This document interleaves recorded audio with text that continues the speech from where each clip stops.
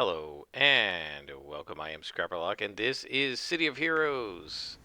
On the Homecoming servers, we are with Liberty Lass, our level 7 brute, and we are going to try to get started on a story arc. Looks like we're having an event, and spaceships are dropping bombs and stuff. Um, and so, this is our story arc, the Superadine Ring. So, this is what we'll be doing. The Superadine ring has been on the streets of King Row, and the skulls are doing it. And Superadine is one of a couple of chemicals.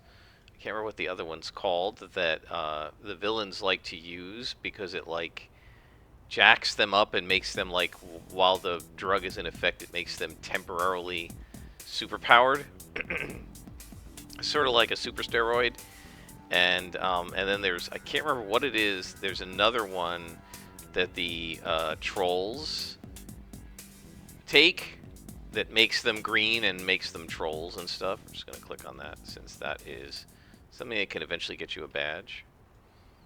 There are a bunch of explorer badges in the various zones. I will eventually get those, but I usually wait till I'm fairly high level. This way I can go through unmolested. When you're more than 5 or 6 levels above the enemies, they don't bother to attack you anymore. So now we got to defeat 10 skulls to question them, right? So the whole idea is you beat a bunch of them up. And, so this is interesting, and this is something I actually liked about City of Heroes. I feel like the numbers got silly, right, when there's, like, asking you to defeat 50 and stuff. But one of the things I liked about City of Heroes compared to other games is I remember being in other MMOs where you would be told basically find this piece of evidence or this thing, right? Like a bear claw. Go fight the bears until you get a bear claw. And you'd fight the bears and the bear claw wouldn't drop. This happened to me in World of Warcraft. I'd fight harpies and get like a harpy claw or something like that. So I went and found some harpies and I fought one and no harpy claw, and I fought another one and I fought another one. And I was like, I go back to the mission, am I attacking the wrong guys? They're not dropping this thing. I think I Googled it and I found out, yeah, well, some of them will drop it, right? So I actually kept track, and I think I had to defeat like 25 of them before one of the item that I was looking for dropped, right? And so it was secretly a defeat 25 mission, essentially, right? But the text didn't tell you that. It just said go get a claw, right? And you think, okay, well, that's not too hard. I can go get one claw, but it could take you an hour, right? So I always liked it that at least City of Heroes was open about the fact that you're going to have to defeat 10 guys here. And that after you've defeated 10 guys, the idea is you've asked enough questions and you've made them give up enough info that you now have the location of whatever it is that you're looking for, right? Toothbreaker's base or what have you. And so, even though I don't necessarily like the idea of defeating X number of individuals, I do prefer being told how many I have to beat up to being told, oh, just find this one thing, and then there's like a 5% chance the thing is going to drop, and you literally have to defeat 20 of them anyway, right? And that always kind of annoyed me. We need 3 more skulls. I'm trying to avoid these super well. I mean, we can do this group. There's 3 of them. Is there a bone? There's not a bone daddy in there, so we're all right. Let's go ahead and put on a little bit more resistance. We got our toggle on, and so that should probably help us a lot. These guys are mostly going to be doing smashing and lethal damage, and we are 37% resistant to that now with our buff running. And I'm actually realizing as I play this, I mentioned before that like I was looking up at the level number and it was blurry because, I looked up and going through the top of my progressive lenses, but I realize now that I stopped playing City of Heroes very shortly after I got the progressive lenses, so I don't know how much I actually played this game with them, and it's a little awkward. The way I'm used to moving my head and my eyes to look at things, some of it's blurry because I'm just not used to tilting my head the way I need to, and I like do everything else just sort of automatically, because I've just conditioned to it now since I've had these lenses for about a year. But I haven't played City of Heroes with these lenses on before. It's interesting. I had no problem with games I've never played before when I started playing them with these glasses, like American Truck Simulator. I probably had played that a long time ago. Starfield, etc. But for whatever reason, this one's throwing me a little bit. It's just not. I'm just used to kind of moving my head in a different way. Alright, so we're going to be fighting these guys, and now we have to find Toothbreaker Jones, and you get your first, I believe your first souvenir. So we'll finish this fight, and then I'll bring up the UI and show you guys a little bit of what I was talking about before in terms of the story arcs. Because this is the first one. This was not in the original launch of the game, so this story arc is new relative to that. And it is basically one of the first actual story arcs you can get on now in the game. You can get onto a much earlier story arc if you do the Galaxy City tutorial rather than Outbreak. But because Outbreak is the one that they launched with, and I actually hate the Galaxy City tutorial and the missions that come after it, I have basically I ignore that and I go through Outbreak. I think there's another ambush coming. Yeah, right there. Hello. So yeah, I want to show you guys the interface, but right now we can't because we're just going to be keeping ambushed, and consequently, we've got to keep fighting. And we want to keep that fury bar up. It's nice and high, and so we're going to be doing a lot of damage. But you can see we almost took that person down the whole bar. And I can see we're going to be needing some accuracies on these powers because we're missing too much. Even with a 95% chance to hit, 85% chance to hit, we whiff quite often. I mean, yes, it does happen, but seems like it happens a lot in this game. Alright, so now what I wanted to do is show you in terms of missions. So if we look at the mission, right, let's see. That's not what I wanted. If we look at the contact, yeah, here it is. There is the little storybook icon that tells you you're on a story arc. Then if you look at the clues, now you start getting clues, and as it goes, it'll add elements to the story, and so that by the end, your clue will turn into a souvenir, right? A finished story arc, where if you open it up, it's like a little text bubble. If you open it up, you can read the entire story of the arc that you just played on. Now, this is entirely a railroad. You cannot deviate from it once you're on a story arc, so you just have to accept that that's the way City of Heroes does things. It's a video game, and it's an old video game, so the idea of branching, quests, and stuff really had not been put into most video games yet.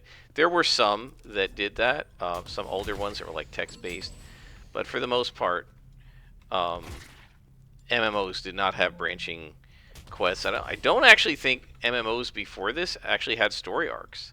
I think because World of Warcraft hadn't come out yet, I don't know what they do with quests. I don't really remember, but I think most of the games that existed before this were just essentially single quests, right? You do this quest and you're done, and you do the next quest. I mean, I don't know if even real raiding had started in the way we know it yet. And definitely the kinds of story arcs that you see in City of Heroes were a pretty rare thing in computer games. Unless you're talking about single-player games. By the way, I wanted to point out our glow for this particular power is white. Remember I said all of her powers glow either red, white, or blue. So this particular one is white. So one of the things we're going to have to see is when all the toggles are on, what does it look like? If it looks too much of a mess and it just turns into a brown hodgepodge, I'll do something about that. Right? Maybe I'll make all her defensive powers white and her offensive powers blue and red or something like that.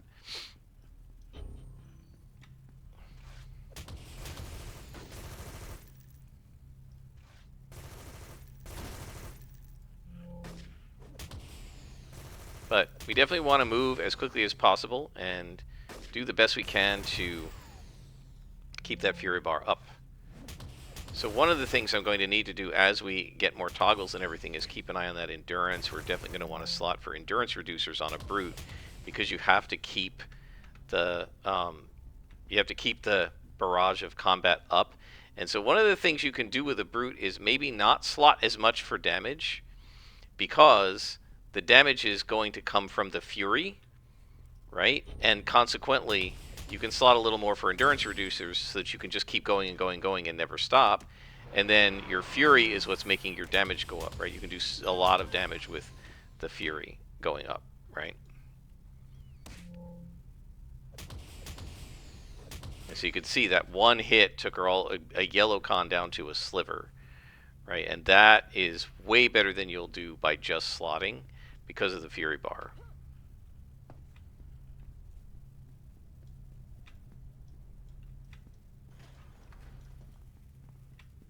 So, in fact, one of the things that a lot of people like to do with a brute is to get super speed, so that you can actually zoom from spawn to spawn as fast as possible. They just are basically, I guess they basically leave it on. Also hasten, right? The speed pool, so that includes hasten and super speed, and then that recharges your powers faster, so that you can make more hits per minute, which means you get more fury. So yeah, that's just, you know, each archetype plays a little bit differently. I tend to default to my scrapper style of play, even with brutes. It works okay, but really you need to be much more in there and in their face, and, you know, go ahead and take the damage. Get attacked, it's okay, because it just makes your fury go up and you kill them faster. Defeat them. We don't kill anybody as Liberty Lass. One thing I did want to check, do I not have, yeah, I forgot to bring this down. So we do have these throwing darts, throwing knives. We can use them to pull, and I guess I can put them over here. We can also use them as a little bit of an extra attack. I kind of don't like them just because it's not at all in character for Liberty Lass to have throwing knives, but at this level, when you have so few attacks and it takes them so long to recharge because you haven't put recharge enhancers on them yet, it can help to have that extra little bit of an attack. And it will help us to pull, because it is a short range but ranged attack if we need to pull, which we may have to do against the Bajaloks. I don't know about this character. She's got some pretty good resistance, but she doesn't have toxic resistance. And I don't have that monitored up here because you can't monitor that many things. I mean, I could monitor toxic resistance if I wasn't monitoring the hit chance, I guess. We are very close to level 8. So yeah, talking about how the knives aren't in character for Liberty Lass, I was watching a short by Ben, I can't remember his last name, the Questing Beast, and it was like one of these YouTube shorts, and he was talking about how someone had made a post talking about the difference between like being a character actor and a role player. And, you know, he said, you know, a character actor is bringing a character and a voice into your game, right? But that's not what role-playing is about. He said role-playing is about making up a character that fits into the world and playing the character in that world. Now, I have said this many times, and so the idea is when I make up a character in City of Heroes, I build a character that fits the world that I know exists in this game. Now, when you start an MMO and you've never played it before, or if you're playing a game like Starfield and you've never played it before and you're not familiar with the lore, to be fair, it can be difficult to know when you've created a character that fits well. And some games are generic enough that it doesn't really matter, and then some games are much more sort of genre specific.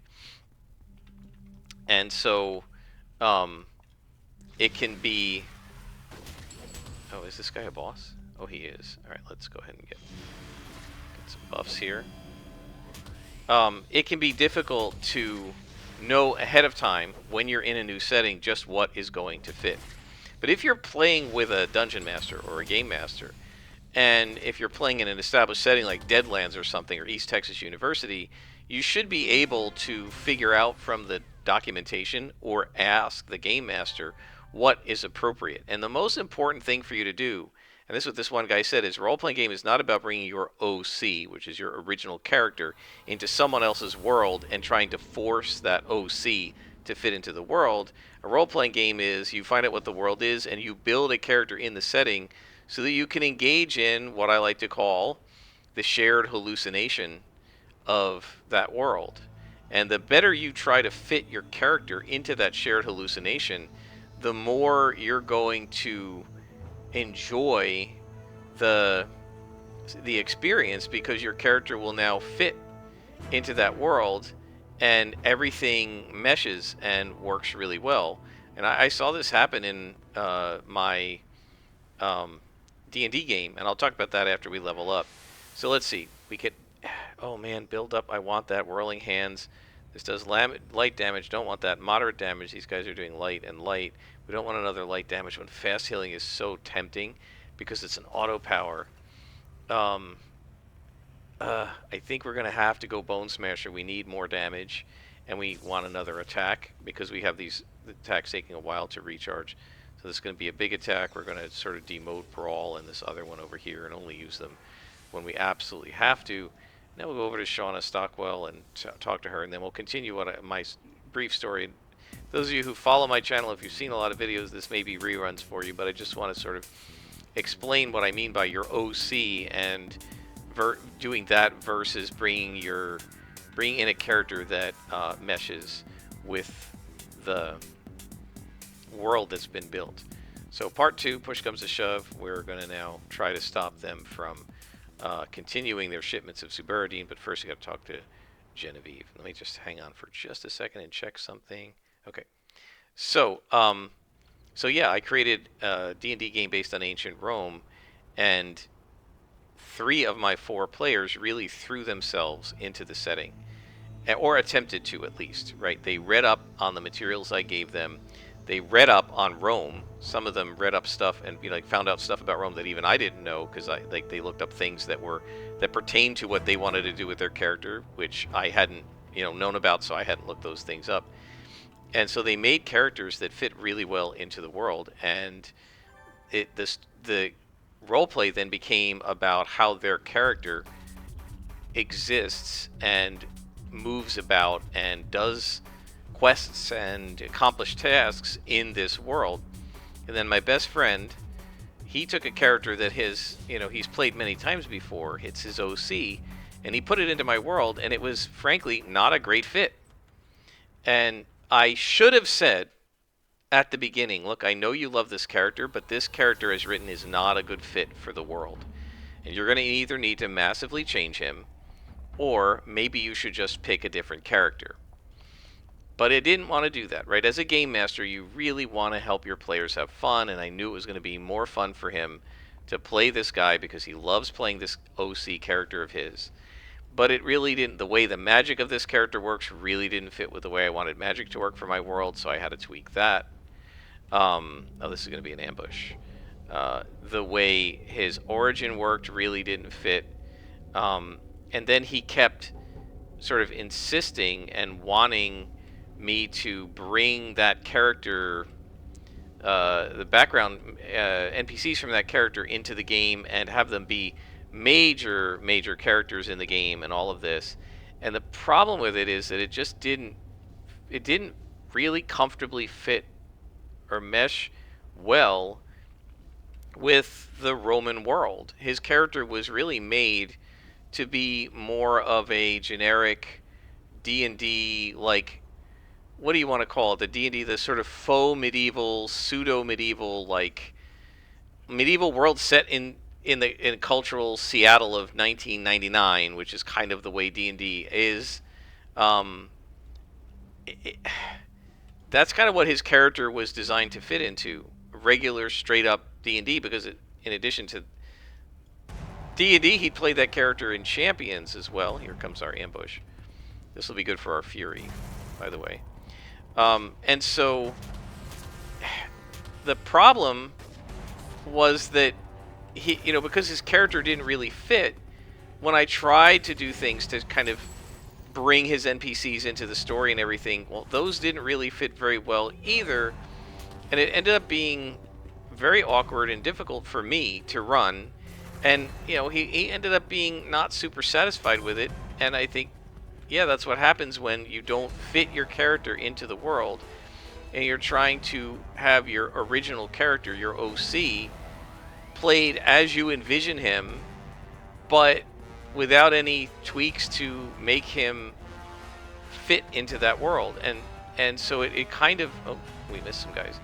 It, your job as a player is to fit your character into the world, and the reason you want to do that is because you will have a more satisfying experience. And I'm not at all in any hesitation to say, that's awkward. I do not hesitate at all to say that if you were to get honest feedback, honest answers from all my players, not worrying about upsetting me or hurting my feelings or whatever, what you would, I'm certain you would see if you asked them how much they liked the Rome game, he liked it the least.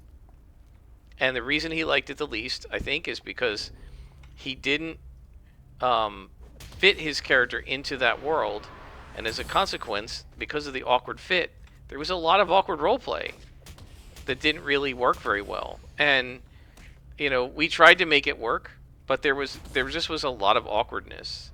And oh wow, there's a boss right here, huh? So I'm not trying to say anything negative about my best friend. Again, some of this is on me because I could have said to him, this character doesn't fit. You need to pick a different one. I didn't. I did my best to help him fit his character into the world. He did his best to try and get the OC character fit into the world, but it just wasn't really designed in a way that made that fit easy. And yeah, it's unfortunate, but the reality is that when you create an OC character, an original character that's your own creation, that's not tied into the world, it can be a very difficult fit into that world. And so my advice to folks is to do what I do, like in City of Heroes, and do my best to fit the character into the world. I'll often reference, factions from the game in the origin. One of my characters was like created by the Cray and then revolted against them, right? Another character might have been like an ex-Hellion or something like that before they turned to good, that sort of thing. And so, yeah, knowing the background lore of the world, I have traditionally done my best in City of Heroes to fit my character into that world. And that goes all the way back to my first character, who was a martial arts super reflex scrapper. When our group, our guild decided that we were going to start out with a team of ex-villain superheroes, it wasn't my first choice. I really didn't want to be a bunch of ex-villains. I had a different group origin in mind. They decided it was too complicated or whatever, and so they went with we're all ex-villains. I thought this was very restricting, and it's hard to see how a character like Liberty Lass would fit on such a group, although she was on it. Your first character had to be an ex-villain, then eventually your alts could be non-villains. But when I made up that character, I made her an ex-Hellion. Now the reason I chose the Hellions is because they're a low-level group, and that's who I had seen, the Hellions and the Skulls, in the beta, right? When I was a beta tester. What I didn't realize is at the time there were no females among the Hellions, and so that was a little awkward. But we just said, well, we'll assume there are females. We don't happen to be fighting them, But my point is, I picked a character from the existing factions in City of Heroes and made her like she lived in Atlas Park or something, and she got caught up with the Hellions in Atlas Park, and then she turned over a new leaf and became a hero. And then she always fought Hellions whenever she saw them. Even when she was high level, I would stop and fight Hellions if I happened to be like super jumping by, because they were like her real arch enemies. And it ended up becoming kind of silly because, I guess I should have picked a higher level faction. But I didn't get that far in the beta. One of my other friends had gotten to the higher level beta and found out about the Cray. And so his character was an ex-Cray, right? Again, my point. We fit our characters into the world. My same best friend, his character was an ex-Vajilok, and like he named her Eidolon. And I thought he just liked the name Eidolon. But then I realized as we started fighting them that there are Eidolons amongst the Vajiloks. They're called luminous Eidolons, and they're like these really powerful lieutenants that they're not so bad now, but when we first started playing the game and we weren't used to getting like debuffed by the dark powers that they have and stuff, boy, they were brutal. And so he just picked the most powerful lieutenant level rank character of the Vajiloks, and he named his character after that. And okay, my character is a former luminous Eidolon. That fit his character into the world, and then the Vajiloks were his arch enemy, and so that's really what I try to do, and that's the best way to bring a character into a role-playing game, is to like really learn about the lore, ask the GM about the lore. And a lot of people don't like reading GM lore dumps and stuff. I know a lot of people roll their eyes at that, but it's actually a really good idea to read all of that and to ask about it, because then you can build a character that fits really well in with the world, and then the GM doesn't have to do any work to fit your character in and bring your backstory into it. It'll all happen naturally. If somebody's GMing City of Heroes and I say my character is an ex-Hellion, well, hey, the Bonefire arc is right there for you, right? My character's an ex-Vajilok. Well, there's the Vajilok storyline where you fight Dr. Vajilok at the end. I don't have to do anything special, because your character's automatically going to confront these things because you built it into the world, and it's already automatic that you're going to fight these bad guys. So now you get your origin sort of role played about just by default. And this is what happened to all my other players in the Rome game. I didn't really have to do anything special to incorporate their backstories and their backstory NPCs into the world, because it just naturally happened, right? So for example, the players had done enough to get the information to the Roman Empire that the Empire sent a century of troops to protect the small town the players started in.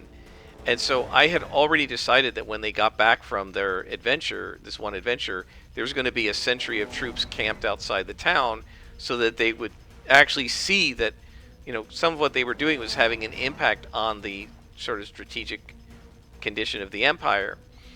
And so I had already decided that, and then one of my players, in his backstory, his character's younger sister had joined the Roman army as a scout. They were Aarakocra, so they could fly, and the Roman army uses the Aarakocra for scouting and air power. And it's one of the things that gave them a huge advantage against the other armies after the Aarakocra joined the Empire. And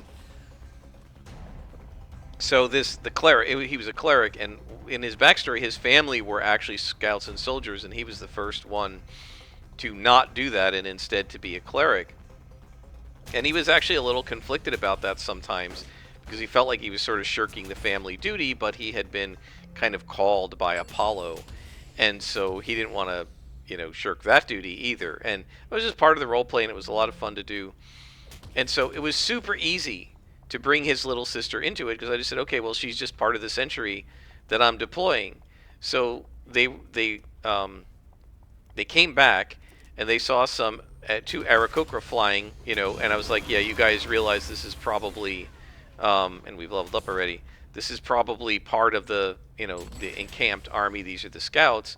And then one of them circled down and went to the bridge that they were crossing, and I said, you recognize your sister? And he's like, oh, and he talked to her and stuff, and we had a lot of fun role play with the sister, right? But again, it was super easy to bring her into it, because she's just part of the Roman army, and that's kind of what his family does. right? And I already had a reason to bring the army to the town because of what was happening in the campaign and what the world was like.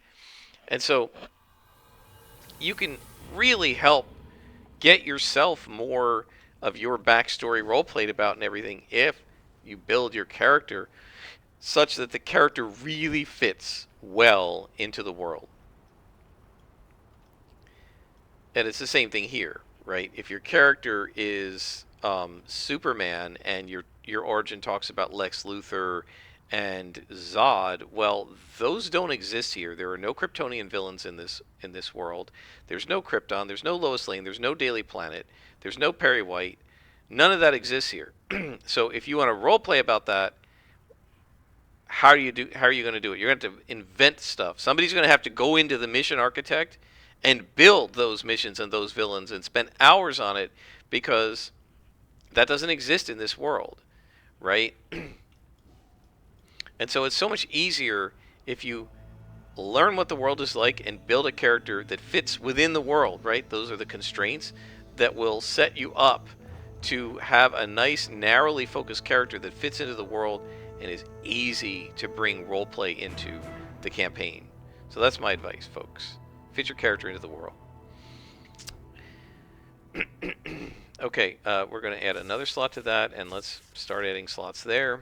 And we can rip this out because, oh, we can't do that yet. Hang on. That's done. Now we're going to go into the enhancements, and we can, oh, we got some new stuff. So let's take a look. So I mentioned before that you can upgrade enhancements. So let's take a look here. We can add this one to that one.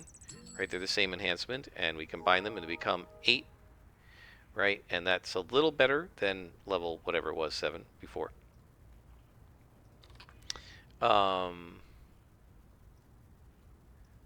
Most of the rest of these aren't going to help me much. We have 2 endurances here, so let's pull the recharge out of energy punch, and let's put an endurance in it. And then we can move it hopefully to an 8+1. A level 9. It's not. It should be 8+. I don't know what they're doing here. Maybe they allow infinite combining. I don't really know. And even though these are 2 different ones, they're both dual origin with half natural, so you can combine them.